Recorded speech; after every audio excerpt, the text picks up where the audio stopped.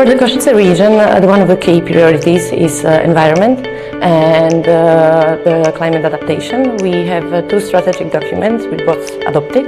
The first one is the adaptation strategy and the second one is the landscape recovery program. So by this nature-based solution that we are implementing in our region, like green walls or rain gardens, we are helping to restore step by step our environment.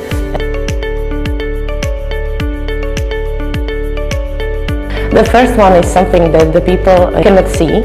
It's a good analysis, the good strategic approach, and the experts that are working together on one topic, and they are thinking strategically to one concrete goal.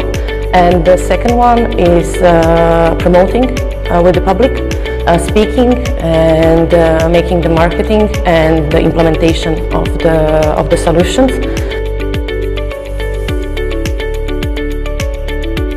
Košice Self-Governing Region has the water councils, and we are speaking directly to the key stakeholders within the region in the field of restoration of the landscape.